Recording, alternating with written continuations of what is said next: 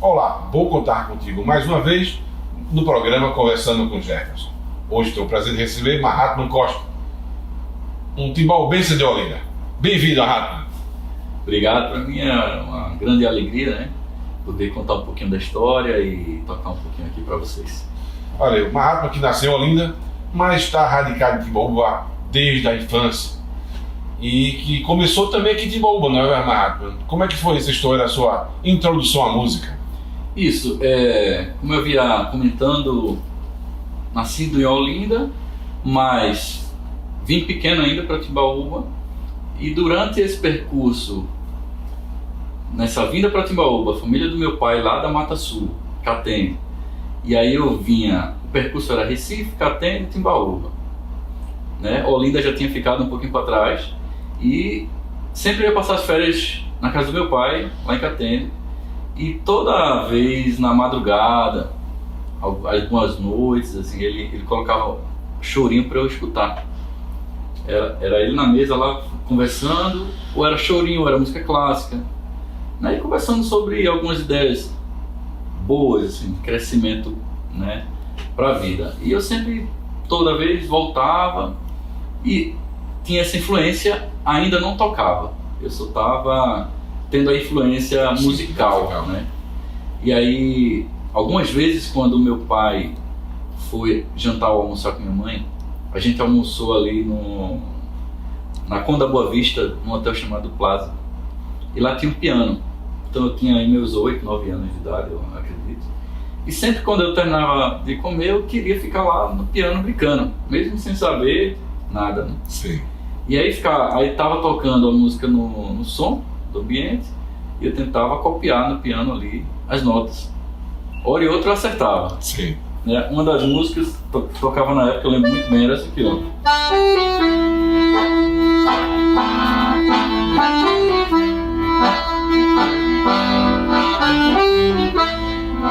Né? E tocava isso, era um sucesso, né? Naquele momento. E eu já estava copiando, daí o meu pai resolveu me dar um teclado de presente. Pequenininho, aquele casco, né? Sim. E eu comecei a tocar. Toquei tanto, brincando, que estourei os fones do teclado. Não tinha mais brinquedo. Aí, alguns meses depois, eu estudava aqui no Santa Maria. Já em Timbaúba, né? E aí surgiu a oportunidade de ter aula de música lá. Eu me inscrevi de cara, né? Só que para você entrar na aula de música, você tem que ter um conhecimento básico de música. Eu não tinha nenhum conhecimento, eu só queria. Sim. E aí eu fui fazer fui fazer a prova. Lá na escola. Mas aqui em Timbaúba mesmo? Aqui mesmo. Santa Maria? Exato. Porque era um professor novo, né? Na época. Aí ele fez um teste para nivelar o conhecimento, todo mundo lá. E eu não tinha nenhum conhecimento. Então eu fiquei com a prova 1 hora em branco. E cheguei lá no final, eu expliquei para ele que eu não sabia nada de música, mas eu queria entrar naquela turma. Eu queria uma oportunidade de entrar na turma. Aí ele ficou assim, né? Mas como é que você não sabe nada e você...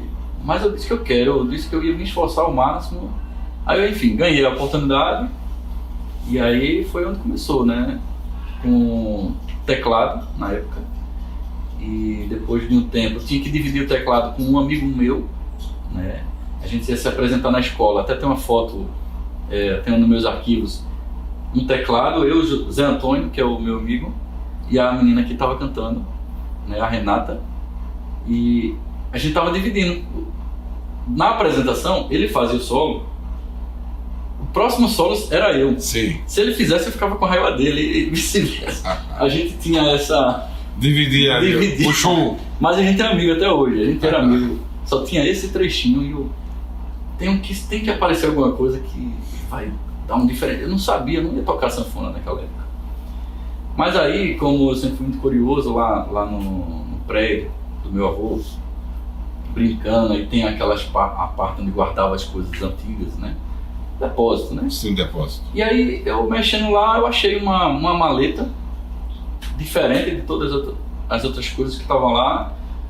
Trouxe a maleta, quando eu abri, era uma sanfona. De que era sanfona?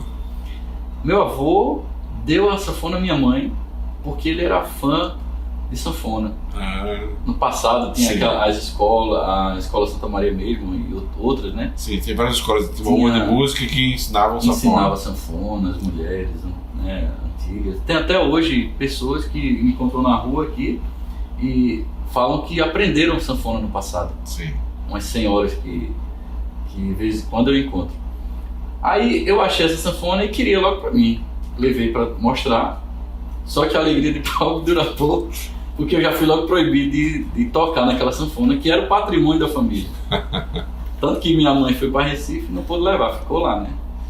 E aí eu perguntei, eu queria tocar, eu pegava. Aí um dia, ninguém estava vendo, eu peguei a sanfona, levei para a escola, de bicicleta, até Zé Antônio, ele me ajudou. Porque, é claro, ele ia ficar com o teclado só para ele. E aí eu virava sanfoneiro. Aí começou daí. Levei essa sanfona para a escola e começou. Mesmo sem saber, eu sabia algumas coisas do teclado. O baixo a gente não sabia nada, mas ia procurando. Aí tinha um evento da escola. Aí chamava o grupinho que estava aprendendo, eu tocava lá. Já era sanfona? Já era sanfona. E a sanfona deixou na escola? Deixei na escola para não ter problema. Aí todo marrado, mas cadê a sanfona? Tá aí na escola. Mas você não... Mas o professor mandou deixar lá, porque vai ter um evento tal, e eu já botava meu chapéu, que eu arrumei um chapéu, porque eu queria ser artista naquela época. Eu tenho um chapéu, uma bota até aqui, na metade da canela. E toda apresentação eu já ia tocar. A música era muito longa, bem conhecida, né?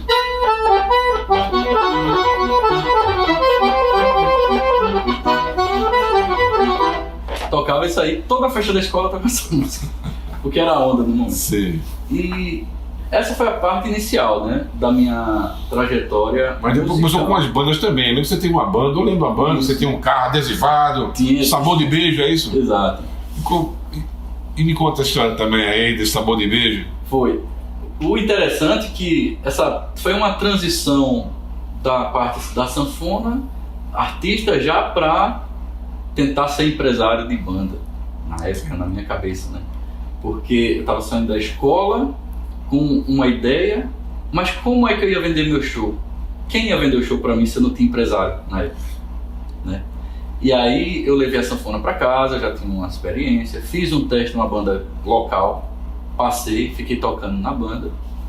E o meu avô me deu um conselho, ele disse que eu não esquecesse nunca de tocar Luiz Gonzaga e Sivuca. Sim. Então eu já comprei CD deles dois para ir já escutando, inventando e poder treinar melhor. Exatamente. Foi um grande conselho no meu início, né? Como músico. Aí, mas eu tinha esse problema.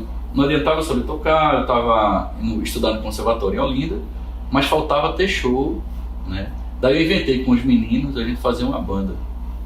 Aí chamei Felipe, Zé Antônio, Marcelo. Na época tinha Pica-Pau, tinha Lipo, e a gente fez a banda. A gente gravou um CD aqui no estúdio de Seu Vital e começamos. Aí tocava em festinha de escola. Cenecista, chama pro São João, Jário de Andrade, na região em Goiânia, a gente tocou lá na escola de Goiânia também. E a bandinha já tava, né, tocamos em Limoeiro. Crescendo. Mas sempre festa de escola, não era ainda show de rua. E aí tá dando certo, então vou manter a banda. Aí adesivei o carro, né? Eu lembro o carro adesivado. Tinha um carro, um golzinho verde, todo adesivado, né? Mas foi uma experiência para ensinar o mundo, né, essa parte musical que são os negócios, a parte do empresário, que é uma parte mais mais delicada. Não é tão simples quanto ser músico ou quanto ser artista. É uma parte mais dura da vida, assim, é mais difícil você se tornar um empresário. Você encontra a competitividade em torno de eventos, shows grandes, prefeituras, não tem espaço, porque cada um já tem as suas empresas e os caras já não deixam ninguém entrar com novidade, aquela coisa toda. Mas e como foi a transição? Você estava lá de Olinda para Timbaúba, da sanfona escondida, de preparar a banda Sabor de Beijo, e como é que foi que chegou no mundo? Hoje Mahatma é um cantor, um músico do mundo. Como é que foi essa transição? Como foi essa história? Quando eu tive a chance de tocar na banda local, que na época era Mistura Axé, e depois virou Baby Doll, do amigo Maurício, aí naquela época eu já queria ser alguém, né, no mundo musical. Eu queria ter uma história. Aí fui estudar em Olinda, no conservatório, e eu ia toda semana. E voltava, aprender mais. E já estava com a banda funcionando. E passou aí uns 6 anos mais ou menos nessa história. Estuda, toca nas bandas, grava CD. Eu virei até outro tipo de instrumento. Eu toquei contrabaixo também, toquei violão e ainda hoje toco arranho um pouco. Eu fiz várias outras bandas também, banda de pagode, banda de carnaval. E teve também o projeto do Frevo Sanfonado. Sim, muito bom, eu tive a oportunidade de ver, e uma boa qualidade. Você, obrigado. Xuxa... Isso, eu, Xuxa, Gel. Junto com os meninos do metal, né? Metal e saxofone. O Alex também, Ricardo Alex também, Janúbio também, ele estava na primeira formação. E a ideia foi essa, pegar a nossa musicalidade cultural, regional, que é o frevo, e inserir a sanfona, como no passado já havia sido colocado por Sivuca e outros, Camarão e outros sanfoneiros. Eu decidi juntar o que a gente tinha de sanfona aqui em Timbaúba, que era Xuxa, como um cara de mais experiência, e Gel, que era meu aluno naquela época. E aí a gente fez funcionar, né? Sim. A orquestra teve 2 anos, quase 3 anos. Depois o custo ficou mais, né, alto, e aí eu também tive outras propostas. Foi nessa época que começou as minhas viagens para outros países. Começou no concurso em São Paulo, é isso? O primeiro concurso você foi? Exatamente, em São Paulo. Mais ou menos em 2007, 2008 foi quando eu comecei a concorrer lá em São Paulo. E aí eu comecei com o 11º, aí eu fui para o 8º, até chegar em 3º e vice-campeão a nível nacional. E naquele tempo, 2008, eu ainda estava eu fazia até faculdade na época de análise de sistema, não tem nada a ver, né? Eu estava construindo com a minha equipe um projeto para a Microsoft, né? E a gente conseguiu passar, só que eu tinha minha música, e eu, caramba, e agora? O que eu vou fazer? A música, a computação, e tem a minha família que sempre pergunta, e aí, o que é que vai ser da sua vida? Vai fazer assim, vai ser música, não vai ser... E tava uma pressão naquele momento. Quando eu me classifiquei para ser terceiro lugar a nível nacional, aí eu decidi. Eu disse, não, acho que agora eu tenho, né, preparação. É isso mesmo. É isso mesmo, eu vou acreditar de verdade. Então eu decidi ser músico naquele momento. Decidi mergulhar a fundo e buscar resultado, é claro. E como é que passou aí de São Paulo já para a China? Como foi essa história aí, esse outro concurso que teve lá? E meio esse termo de tanta coisa, tipo, projeto, sempre foi muito eclético, né? Então, eu tinha um projeto aqui em Timbaúba, mas eu já acompanhava alguns cantores em Recife. Eu gravava muitos cantores, grupos, tive estúdio. Fazia o São João desde 2004 até 2010, eu fazia toda vez o São João na Bahia. Então eu já fazia um pouquinho de tudo ali, né? A gente tem que se virar. E 2010 foi quando eu descobri, eu já estava trabalhando com a empresa lá de São Paulo, da Sanfona Elétrica, e eu descobri que ia existir naquele ano uma Copa do Mundo de Sanfona, na Croácia. Aí eu, como é isso? É a Copa de Futebol? E vocês vão tocar, o cara, né, falando de São Paulo? Não, é Copa de Sanfona. E eu disse, existe. Que é a surpresa de muita gente, Copa de Sanfona. E como é que eu faço pra ir esse ano? Eu, cara, esse ano tu não consegue mais não, porque já tá encerrada a inscrição. Vai voltando aí pro teu Pernambuco. Aí eu voltei, aí pesquisei no site a do ano seguinte, que era 2011. Era anual isso? Todo ano. Aí o ano seguinte era na China, em Xangai.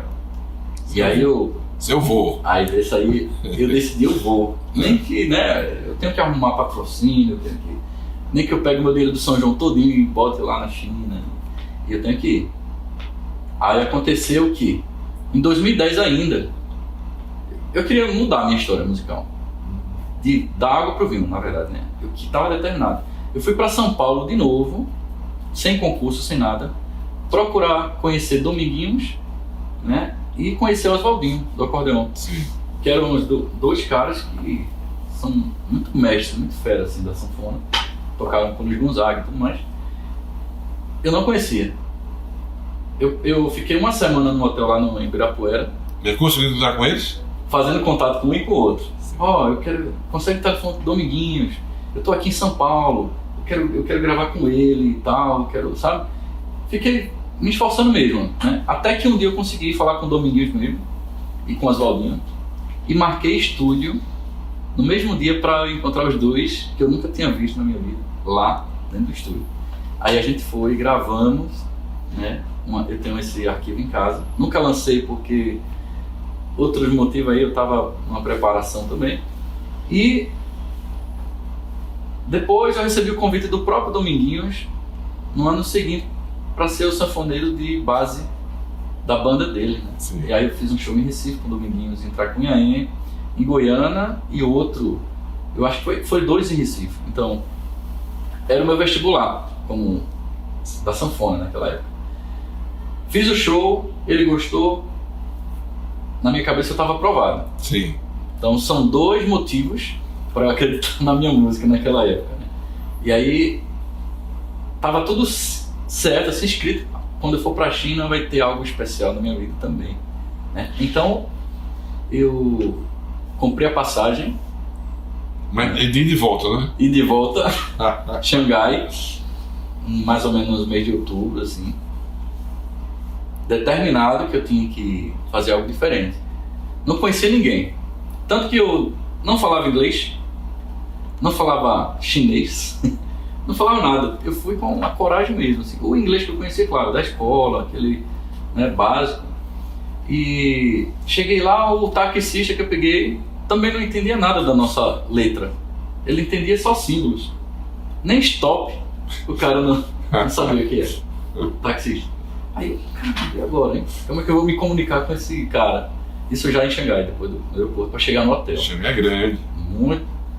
Aí eu falei lá o nome da rua assim, meio na enrolação, ele entendeu, disse, não, eu sei, como se, tipo, eu sei onde é, ele falou. Eu entendi isso, né? Vamos. Aí ligou o carro e foi-se embora. Aí começou a rodar. Esse hotel é muito longe. Esse carro, aí rodou, aí questão de uns 40 minutos, chegou na rua do hotel dos jurados, que era 10 vezes mais caro do que o dos candidatos.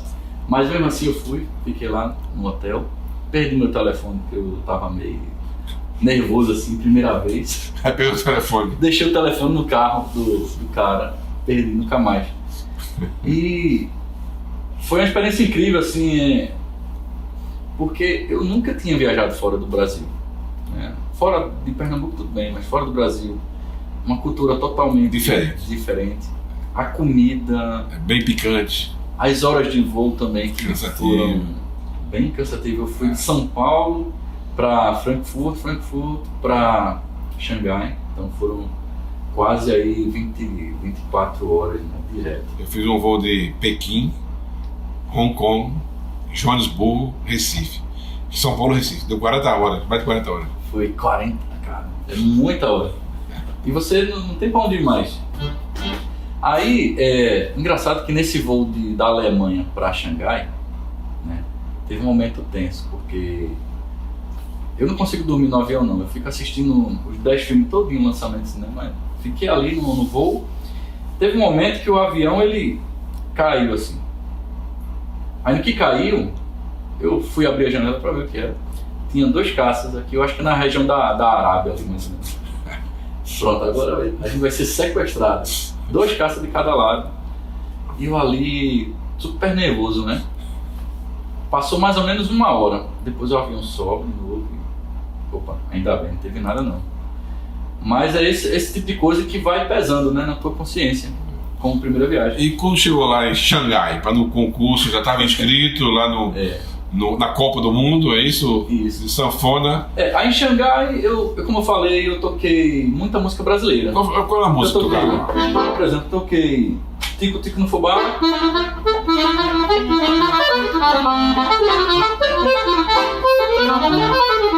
Eu toquei bem rápido.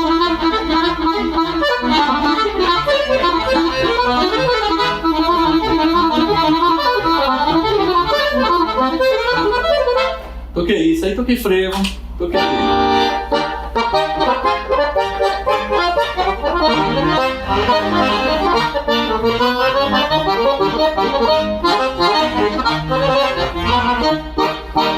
Aí toquei samba também, bossa nova.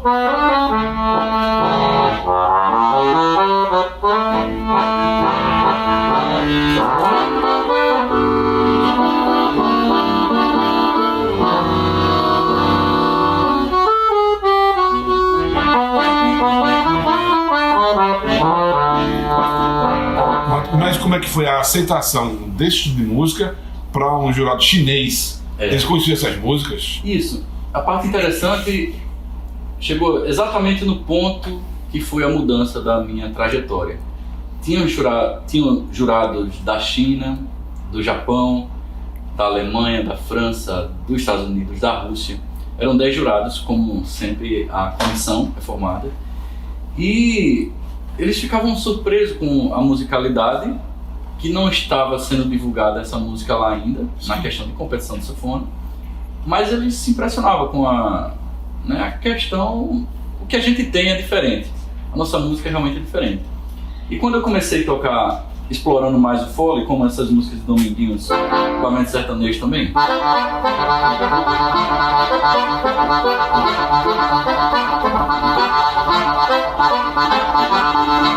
e aí eu tocava, cada vez que eu tocava eu via que eles estavam gostando. Sim.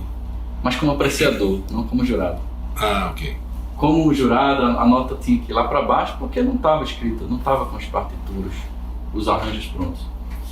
E aí terminou, resultado, 21º na categoria de sanfona acústica. Certo. E aí eu estranhei, porque quando eu estava tocando eu via os caras gostando, sorrindo, o pessoal aplaudir e tal. Sim. Fiquei sem entender, né? E fiquei por ali e tal, tentando conversar com alguém. E veio um maestro italiano conversar comigo, meio no espanhol, meio no inglês e tal. A gente se entendeu. E ele falou que eu tinha um talento, que eu tinha uma técnica boa, só precisava lapidar algumas coisas, né? E via um futuro em mim. Agora eu tinha que consertar alguns detalhes. Se eu tivesse um dia a oportunidade de ir para a Itália e aprender umas coisas novas, ele estava de portas abertas, né, para eu ir e tal. Aí eu agradeci e tal, só que eu achei que era só uma conversa mais de tantas outras que eu já tinha escutado. E voltei para o Brasil. Aliás, em Xangai ainda eu fiz outra categoria, sanfona digital. Sim. Fui em 5º lugar. Ok, aí foi melhor. Aí foi melhor, mas ainda não era o que eu queria na sanfona acústica. Mas pra você ter ideia, a primeira Copa do Mundo eu cheguei em 21º. Bom. Então eu tinha uma construção... Sim, mas foi muito bom, né? Foi muito bom, né? De 50 a 60, realmente. Sim. Foi muito bom. Daí voltei no Brasil no mesmo ano, em 2011. Aí era a final do Brasil, daquele que eu tinha sido terceiro. Eu estava na final mais uma vez, em São Paulo. Então cheguei, vim para Recife, vim para Timbaúba. Aí uma semana, 15 dias, voltei para São Paulo, para a grande final nacional. Sim. Aí agora eu já tenho experiência, já fui para a China. Sim. Vou chegar lá tirando onda. Não, com o pé no chão, é claro. Não tenho isso não. Aí cheguei, estava um pouquinho frio, até estava de luva, um bonezinho que eu gostava de sempre mudar o visual, né? Para dar um diferencial. E toquei, me senti bem tocando, toquei esse arranjo do Tico Tico no Fubá e de repente venci. Né? Venci naquela noite. Primeira vez, até eu não demorou cair a ficha. Sim. Pô, eu venci agora a nível nacional. E agora, o que eu vou fazer? Eu tinha um compromisso em voltar e fazer algo diferente, ou compromisso em continuar dali em diante. Ou eu parava e voltava e fazer história, ou eu continuava. Decidi continuar. A final era em Roma. Aí cheguei em Roma, na final mundial, quem eu encontro? O maestro italiano. Que estava em Xangai. Aí ele ficou super feliz, me viu lá, foi uma apresentação muito boa. E eu tive a oportunidade de ficar mais 15 dias, né? Eu consegui mudar lá a minha passagem e fiquei mais 15 dias, porque eu não sabia que encontrava ele lá. Ok. O maestro. E foi aí que você conseguiu as aulas com ele, conseguiu dar aquela lapidada. Aí o mais difícil foi me comunicar, porque eu não entendia italiano. E ele também não entendia português. Ele falava um pouquinho de inglês e eu não falava quase nada de inglês. Aí tinha uma amiga de um cara lá da Fundaco, um cara antigão lá, tinha me indicado, ó, essa pessoa é minha amiga de Recife, fala com ela que ela vai te dar um apoio. Marinita, e ela realmente telefonou, falou com o maestro. Ela mora na Itália faz muitos anos, ela é do Brasil, e ela traduziu o que o maestro falou que ele queria fazer comigo. Aí me dava 15 dias de curso completamente grátis, né, com a técnica avançada da sanfona. Acústica. Aí dessa vez sim, acústica. Eu não acreditei, porque eu até pensei que o cara estava com outras intenções. Mas ela disse, não, o cara é sério, pode confiar. Qualquer coisa você me liga. Sim. É aqui, é pertinho da minha casa, né? A gente dá um jeito. Aí fiquei na Itália. Foi aí que mudou tudo, né? Mas as músicas eram no Brasil, não? Ou eram músicas italianas? As músicas? Sim, que se tocava lá. Aí já estava começando a mudar. Tocava um pouquinho da música brasileira, mas já tocava música italiana. Qual a música italiana, sei lá? Comecei estudando essa música, O Voo do Anjo.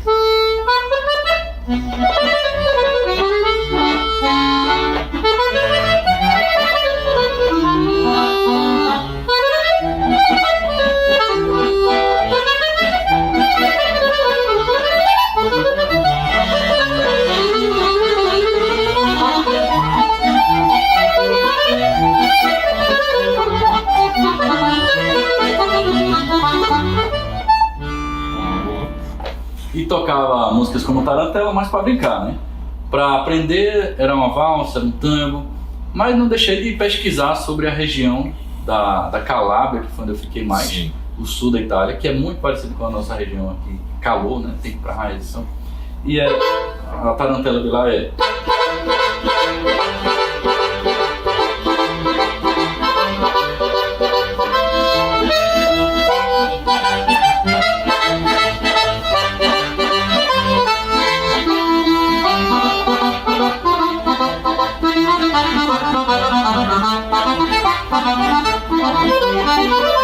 Já diferente daquela de Roma, né? Que é de Romé. Essa tarantela. Essa é a tarantela mais central. Mas Mahatma, depois dessa lapidada, você conseguiu realmente ser o campeão da Copa do Mundo, isso? Foi. E aí eu vim buscando mudar. Mas isso era o que o mestre queria, é isso? Esse era o acordo. Eu, mesmo depois dos 15 dias, eu sabia que tinha que ter mais. Ele ia dizer, não, você vai estar 15 dias, era um momento free, grátis, mas aí depois ele vai querer me cobrar bastante, pensando, né? E sendo que não, no final do curso, dos 15 dias que eu tinha que voltar para o Brasil, aí ele teve uma conversa muito séria comigo e me fez, me deu duas opções, né? Ou eu voltava para o Brasil e estava satisfeito com aquele resultado e começava a ser professor, ensinava aquilo que eu aprendi com ele e tal, ou ele se comprometeria comigo, continuando sendo meu mentor, maestro, e passando muito mais ainda técnicas de graça, sem nenhum, eu não pagaria nada, contanto que eu pagasse o preço que ele queria. Mas o preço não era em dinheiro. O preço que ele queria que ele fosse campeão mundial. Mas foi e cumpriu. Só que eu pensei, não, eu vou aceitar, vou ser campeão mundial. Mas aí eu perguntei pra ele, mas se eu chegar em terceiro não tá bom não? Ele disse, não. Se você chegar em segundo, não tá bom. Ou é campeão, ou não, a gente não tem acordo feito. Porque o segundo é o primeiro dos últimos. Ele disse isso, né? E naquele momento para mim foi muito forte, porque eu vi que ele não estava brincando, né? Era o pessoal da Europa, ele é muito, né, sério. E aí não, eu disse, tudo bem, aceito. Eu vou me esforçar, eu tenho um jeito de tocar, eu vou ter que mudar totalmente esse jeito de tocar para me adaptar para as competições. E aí foi uma grande reconstrução, na verdade. Porque imagine você, eu já tinha o quê? 12 anos de experiência musical, né? Tocando em banda, gravações, tive minhas próprias bandas, já teve o projeto da Orquestra de Frevo. Imagina tanto de experiência que eu já tinha e parar ali e mudar tudo. E mudar tudo. Começar do zero. E ele não queria que eu começasse do zero de novo. Ele disse, não, você readapta. Eu disse, não, como é que eu vou readaptar? É muita coisa para misturar. Não, paro, volto, e aí eu vou correndo atrás. E aí comecei, devagarzinho, nos primeiros exercícios de novo, com uma nova postura, com uma nova digitação na mão. E foi construindo. 2011, 2012, eu fui para o Canadá e para os Estados Unidos. Também a Copa do Mundo também? Isso, fiz Copa do Mundo e Troféu Mundial. Depois eu digo a diferença. Mas no Troféu Mundial, eu já cheguei em quarto. Na caixa, na categoria acústica. Aí eu, caramba, eu tava em 21º, já tô em quarto, no próximo eu vou ser campeão. Isso eu pensava, né? Mas aí, aquela mudança tão drástica foi porque eu tava no início da reconstrução e tava funcionando. Então, esse foi o resultado, funcionou. Não era suficiente ainda, mas já estava. E aí fui em 2013, fui para a Rússia e também algum país ali na Europa, não lembro se foi Lituânia. Aí eu voltei algumas posições, fiquei em 8º na Rússia. Também estava muito frio, né? Frio. O primeiro frio da minha vida era -7 abaixo de zero. Congelando às vezes. E aí eu voltei algumas posições, eu fiquei um pouco triste. Também estava só o pessoal da competição mesmo. E pensei, poxa, se o ano passado eu fui quarto, eu melhorei. Esse ano eu estou melhor um pouco do que estava no passado. Eu voltei a categoria, né, as posições. Eu acho que eu vou voltar para o Brasil. E foi esse momento que você diz, pô, tem um momento que você pensa em desistir, né? E ali eu pensei, pô, eu acho que pensei que era, mas não vai não. Acho que vou voltar. Você lembrou, eu sou brasileiro, não desisto nunca. Exatamente. Aí eu voltei pro calor, aí eu pensei um pouquinho. Fiz, não, isso é só um obstáculo, eu tenho que pular essa barreira. Isso. Tenho que vencer. Tanto que aí eu comecei a estudar dobrado. Né? Do final de 2013 para 2014, até o início do ano, comecei a estudar dobrado. Se eu vou mostrar, eu vou chegar lá. Eu tenho capacidade, eu acreditei naquilo, de verdade. Aí, tanto que em 2014, no início do ano, em abril, eu venci como campeão absoluto. A minha nota foi 9,8. A minha pontuação foi 98, na verdade. Sim. De 100. Campeão absoluto daquela competição lá, né, que ele me colocou. Qual foi o país? Foi na Itália. Na Itália mesmo. Foi o Prêmio Jovem Músico. Sim. Da região da Calábria, né? Em Cosenza. E aí eu vi que tinha resultado. Eu disse, esse ano eu vou com tudo, eu vou ganhar esse ano. Mas já comecei assim. Aí fui na outra competição lá na Itália, venci também, a nível internacional. E depois, em outubro, eu voltei para o Brasil e voltei para a Itália de novo, em outubro, para um concurso na cidade de Spoleto, né? E essa aí era a nível mundial, era uma das mais difíceis, né? E eu entrei com toda a força. Eu estava pronto para ser campeão naquele dia. Eu já sentei na cadeira, que até como você senta, a forma de você sentar na cadeira conta, né? Existe uma postura padrão.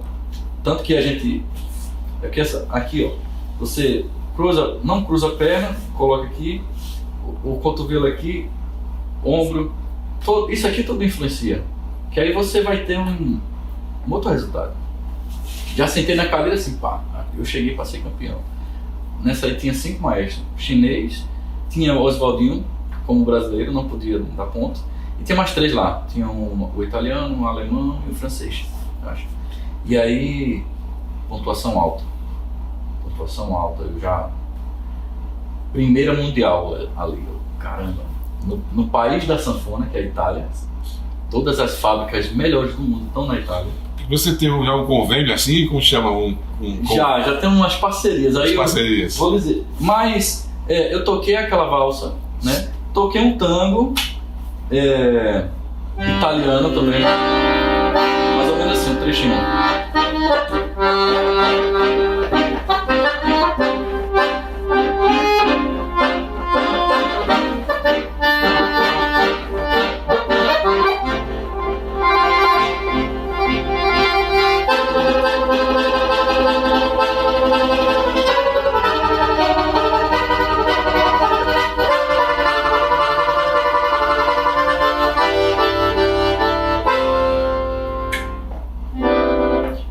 É muito longo, né, a peça, mas eu toquei esse tango, eu toquei uma música do próprio Oswaldinho no dia, que ele, né, já para divulgar a música do Brasil.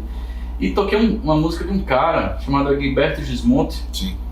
que é um dos grandes gênios do jazz da música brasileira lá fora, né? Ele é que nem Hermeto Pascoal, que eu também toquei, Hermeto Pascoal. E aí eu tocava e eu frevo, inclusive. É frevo, mas meio jazz, né?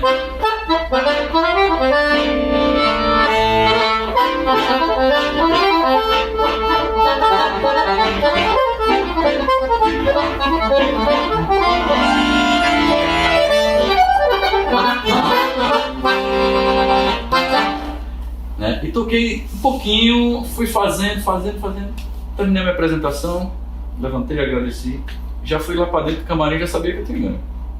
Eu nem tinha escutado os outros Sim. candidatos, mas eu já levantei sabendo que eu tinha ganho. Eu tinha aquela convicção, quando fui num resultado campeão. Voltei pro Brasil, vibrei, tive a matéria lá com a Globo, e Globo aqui Nordeste, né? E eu acho que alguns meses depois fiz uma entrevista no Bom Dia Pernambuco e a repórter, né, a Beatriz Castro, ela me convidou, na verdade ela falou para mim que eu merecia, com essa história, algo em rede nacional, né? Alguma coisa, o Jornal Nacional, o Fantástico, o Globo Repórter. Aí depois ela comentou que talvez o Globo Repórter Sim. ia encaixar certinho com aquela minha história naquele momento. E eu, tá bom, obrigado, e espero que um dia isso aconteça mesmo, né? Aquele jeito. Não descartei, é claro, mas eu pensei que eu queria muito.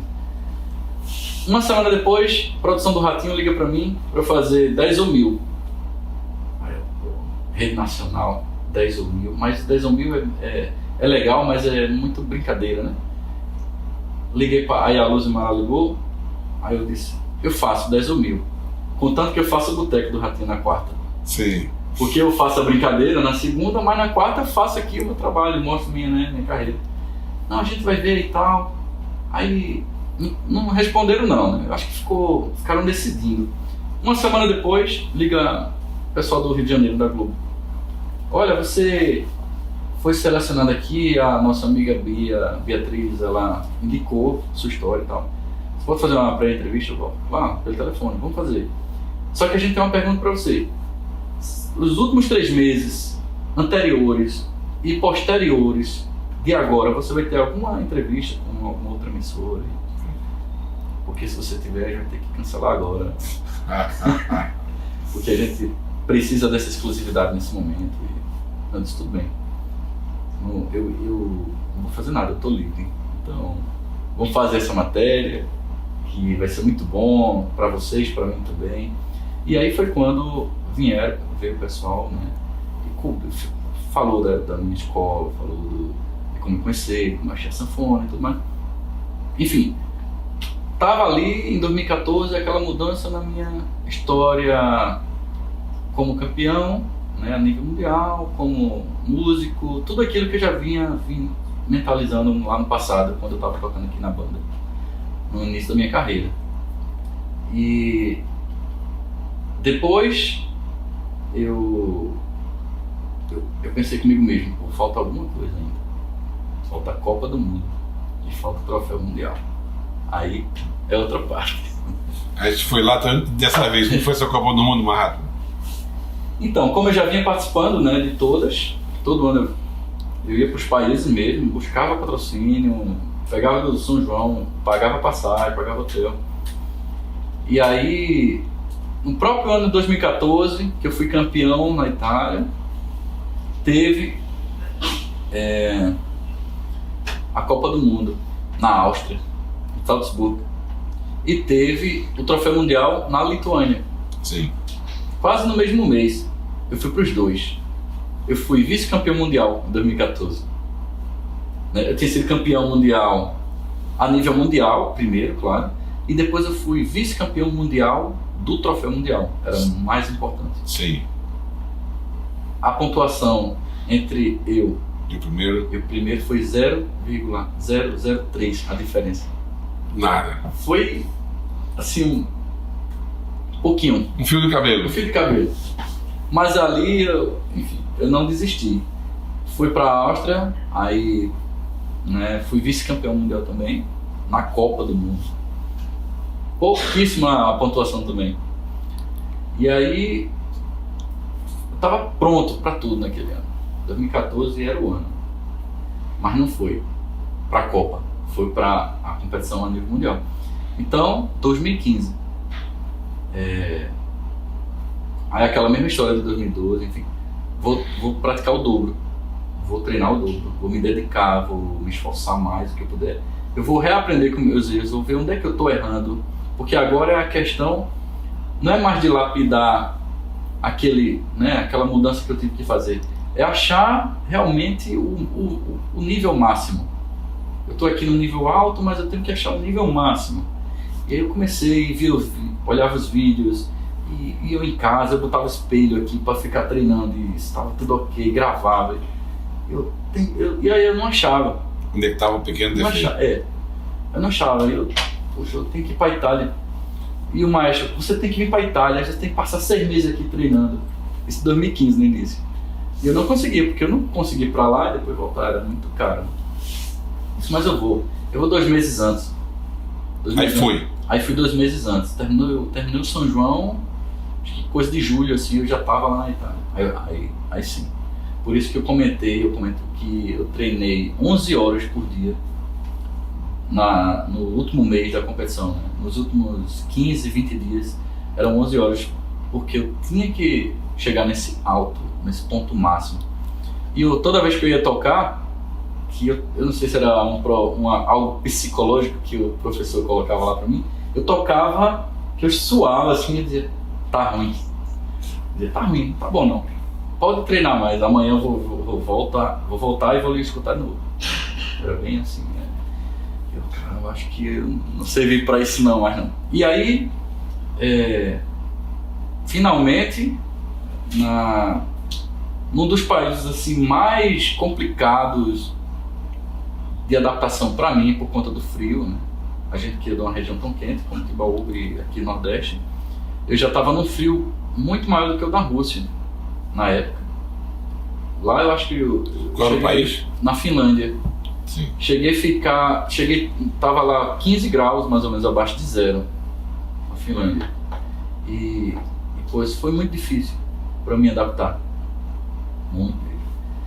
E a apresentação, tem um sorteio dos candidatos, e a hora que eu sorteei para eu começar a Copa, sim, foi de 8 horas da manhã.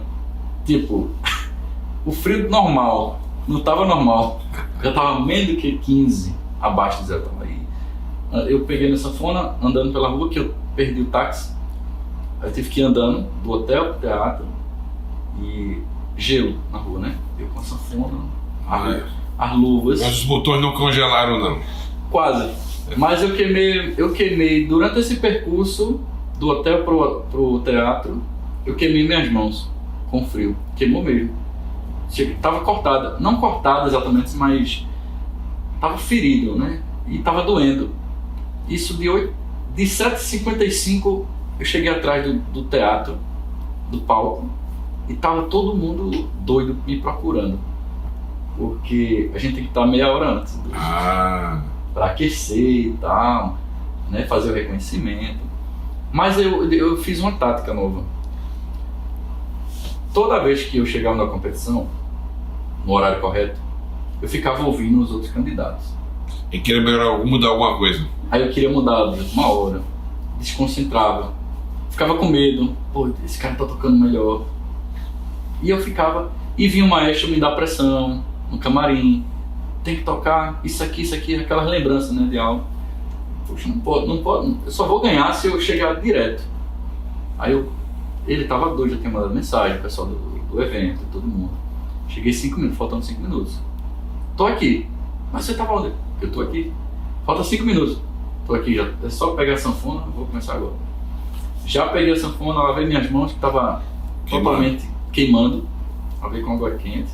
Subi no palco e toquei. Respirei, toquei. Qual foi a música? Foram um pouquinho dessas que eu toquei, Sim. né? E toquei também um jazz. Eu tinha um jazz engraçado, que eu começava com o tema do Popeye. Começava com isso e depois eu fazia.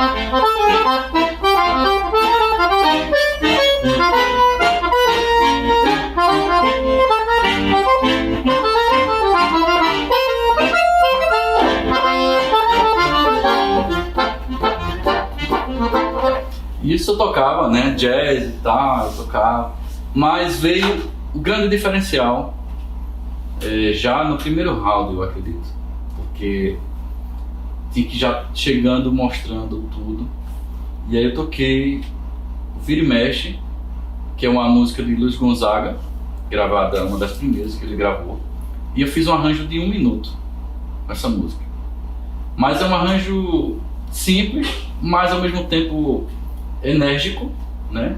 E foi nessa hora que eu mostrava mais o meu sorriso, era uma música, né, forte e tal, mas em 1 minuto. Ou seja, não cansa. Sim. E mostra muita coisa ao mesmo tempo. E eu quis resgatar nosso ritmo, né, da nossa música. Tanto que essa coisa de bater no instrumento é mais moderna, a concepção moderna de sanfona moderna. E aí eu começava fazendo um pedaço do zabumba, né? Então, pensar, né? Zabumba triângulo.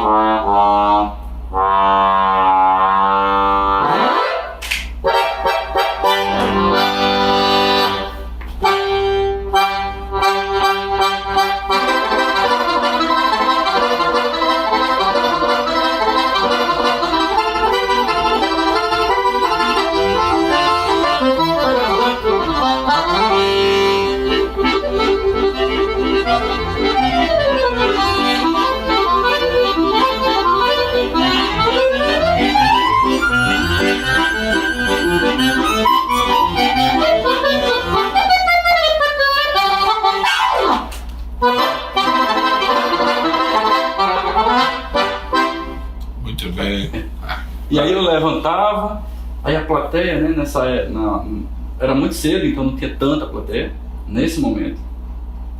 Mas as pessoas que estavam lá levantavam e batiam palma, porque estava contagiante. Sim. Né? Você tá ali, tão cedo de manhã esse cara tá fazendo, né, dessa forma.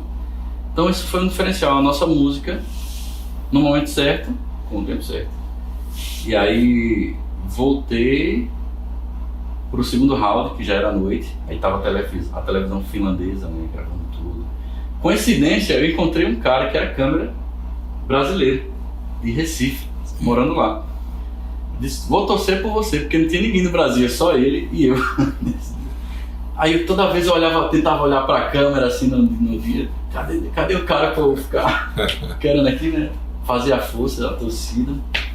E acabou dando certo. Aí eu segui o repertório, na paz, na tranquilidade. Eu não sabia que eu ganharia, eu tava naquela dúvida e tal. Quando foi à tarde, eu até tenho o registro, né? Eu tenho um vídeo.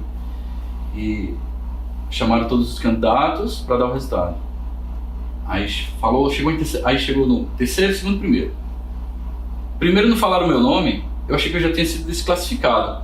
Sério mesmo. Pô, não falaram meu nome, acho que eu fui desclassificado. Eles vão dar o primeiro e fazer. Vão dizer assim, mas esse aqui foi desclassificado e tal. Mas aí, terceiro lugar, da Itália, fulano e tal. Segundo lugar, da Finlândia, a mulher lá que tocava muito, fulano de tal.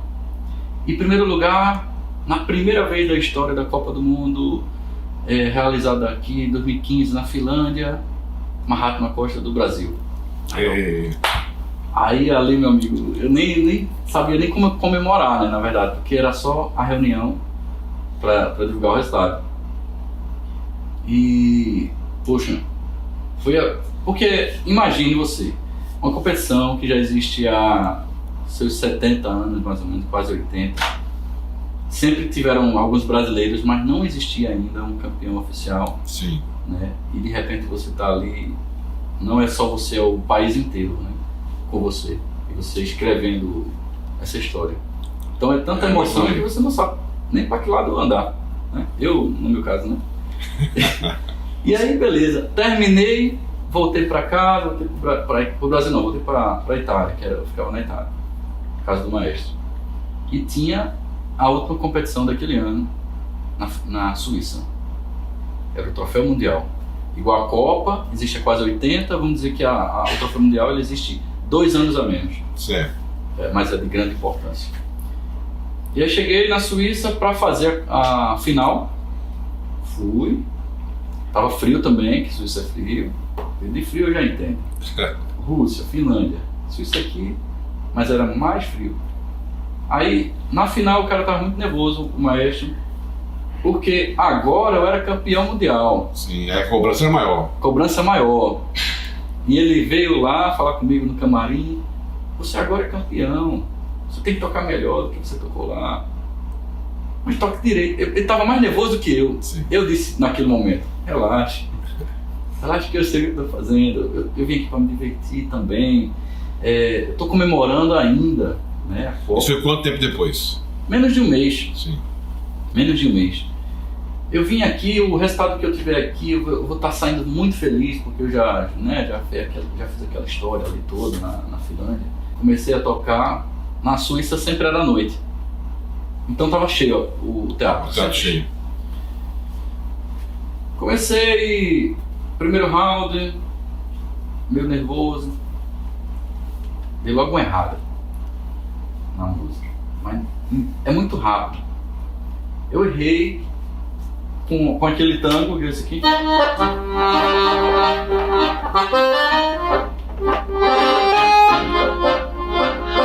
Aí eu perdi, não sei porquê, deu um branco e eu perdi o tempo. Sim. Aí eu deixei aquela pausa no ambiente, todo mundo em silêncio. Respirei, como se fosse parte da cena. Sim. E comecei a cantar. Bem lento.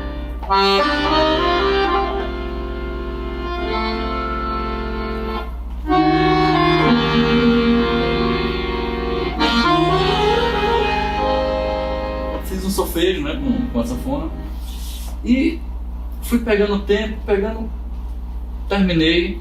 Um dos maestros que estavam julgando era o compositor dessa música. Sim. Aí veio me cumprimentar. Que arranjo é aquele que você fez? Eu nunca ouvi um arranjo daquele tão bonito com a minha música. Nossa, eu me arrepiei. E eu pensando aqui, foi um erro que eu fiz, mas deu certo.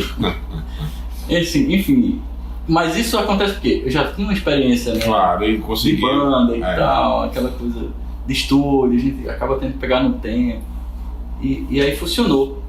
Quando foi o segundo round, toquei o vira e mexe, deixei o vira e mexe pro final, né, só para dar a ênfase final, a despedida das competições. Aí eu toquei, vira e mexe, finalizei, terminei, levantei, do mesmo jeito que eu levantei, toda a plateia levantou junto, no teatro. E continuaram a bater palma, daquele jeito, quando eu termino o show. Todo bate, continue. Tanto que os jurados, eles tiveram que levantar também, para não ficar de barricada. Então você imagina, não só o público, mas 10 jurados levantando e batendo palma, porque a plateia continua batendo. E pronto, agora eu ganhei. E aí, deu certo mesmo? Eu pensei, eu ganhei, né? Vou embora, vou comemorar. Antes de eu voltar pro hotel, o presidente da confederação disse que eu tinha ganho. Mas que eu não divulgasse não, mas eu tinha ganho. Sim. Eu não acredito não, você tá tirando onda comigo, porque eu já ganhei lá, você, né? Quando foi? Não, quando chegar amanhã, ele manda mensagem com a confirmação 100%. E eu tinha ganho, realmente. Muito bem. ganhei a segunda vez no mesmo ano as 2 competições a nível mundial, para somar com aquela da Itália. E aí finalmente o sonho realizado. Foi ano 2015, é isso? 2015, exatamente. Mas o sonho morreu? Não. O sonho, eu não sabia como era você ter um sonho e chegar até ele, né?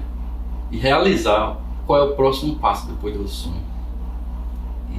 E eu ficava me perguntando isso durante meses depois que eu voltei. Fiz aí o programa da Fátima também, Fátima Bernardes. Fiz alguns programas em Nordeste, né, também, na Paraíba, aqui em Pernambuco também. Mas eu sempre me perguntava, o que eu tenho que fazer agora? Poxa, será que eu vou viver só desse nome, de campeão? Então, não quero só isso, eu quero algo mais. Aí, eu decidi retomar uma coisa que eu fazia antes e eu não tinha mais tempo de fazer, que era dar as aulas. Era buscar um incentivo meu para que eu pudesse ajudar outras pessoas. E aí veio o projeto lá de São Vicente Ferrer, né, com as crianças da rede municipal. E aí a Globo queria fazer uma matéria de São João ano passado comigo, a própria Beatriz, e queria fazer, falando minha história, depois da competição e tal. E aí eu, poxa, por que não eu não juntar uma coisa com a outra? Eu vou levar os meninos para a Globo. Eu vou juntar esses meninos que estão aprendendo, estão começando de 8 anos, de 10, de 12.